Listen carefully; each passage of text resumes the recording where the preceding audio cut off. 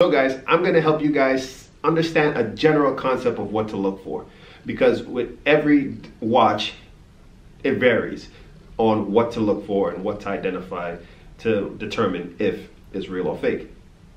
Now today I'm going to be using an Omega Constellation and a Rolex Datejust 16233 to just show you what I would look for when looking at these two different watches, completely different brands, different models, but the same can be used on other models, other brands, and how to identify whether it's real or fake. Now, different watches, some watches are faked way more than others.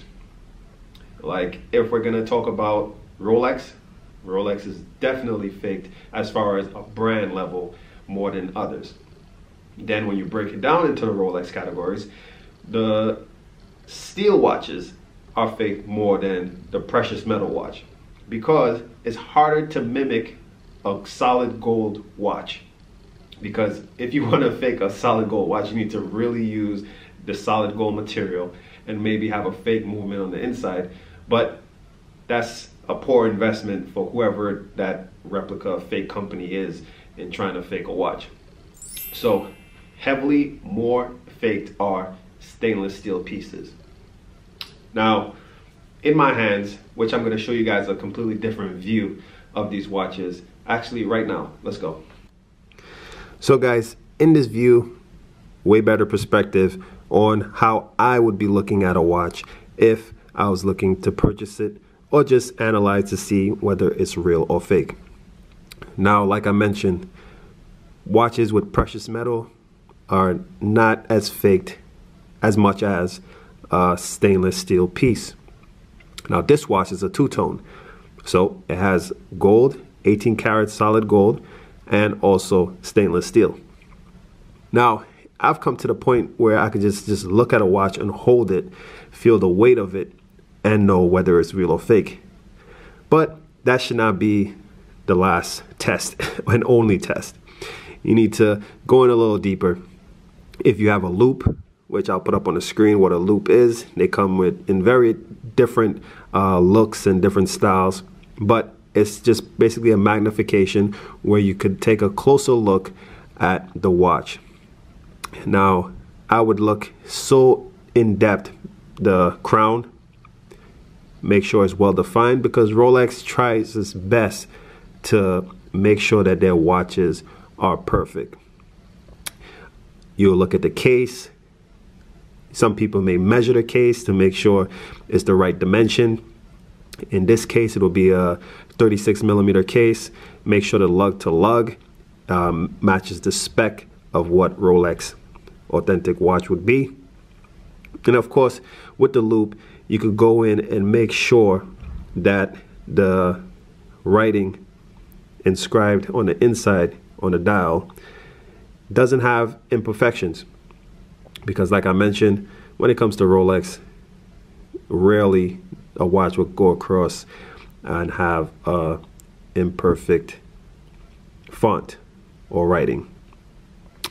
It's also good to look at the bracelet, because when it comes to some watches, some people may change the bracelet so the head of the watch, the case may be authentic, but the bracelet may be aftermarket.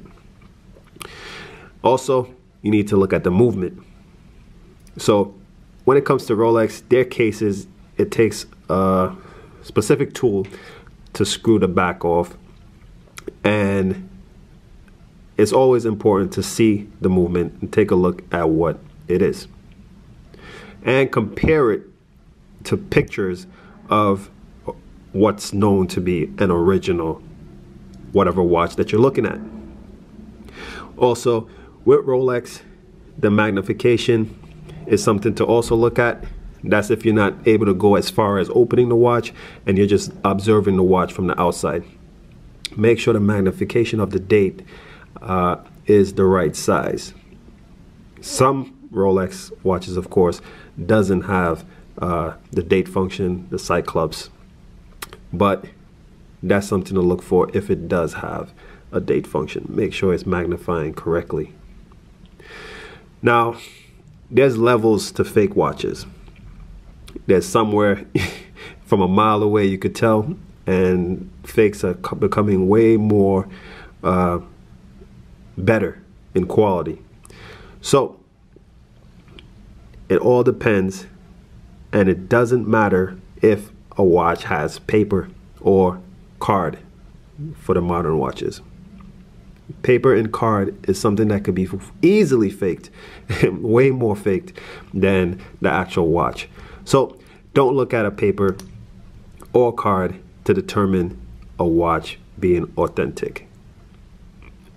So going even further with the bracelet, make sure the writing and the serial number on the bracelet matches the watch, matches the year of the watch, matches the type of watch.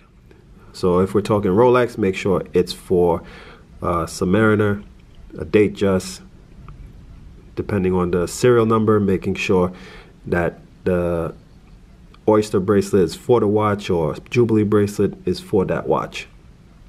Because there's levels to actual what you could consider fake, or what they call a Frankenstein watch, where it just have different pieces. It's original pieces, but it just doesn't match the watch. So this is the Rolex and kind of what I would look for. Sure, I could eyeball it and do a good job, but for someone who doesn't really know, I haven't had a lot of watches in their hands like this, I would expect you to really go a little bit deeper and definitely have the case back open so that you can see the movement. Now, for a watch like this, the Omega Constellation, it's not faked as much as the Rolex. This watch is precious metal, so it's easy if you can do a gold test. That would quickly help you see that, okay, at least the case is original, and this is a 14 karat gold case. Then, of course, you can look at pictures to make sure that the hands match, make sure that the hour markers, indicators matches the watch. Also, opening the case back for this watch is much easier than the Rolex. It's not a screw, it's just a snap. So popping this case back off is easy, and of course you could compare and contrast the actual watch to pictures of the movement online to determine whether it's real or fake. And I'll put a picture up, as you guys can see, of a movement, and you can actually compare whether or not it's real or fake. And take your time, don't rush, because you don't want to make a mistake of picking up a fake watch. So guys, hopefully this video would help you understand certain things to look for when trying to identify an authentic watch. Hopefully you guys enjoy. Hit that subscribe button. Give this video a like. Also guys, follow me on Instagram, mentorship.ceo, and I'll see you guys in the next video.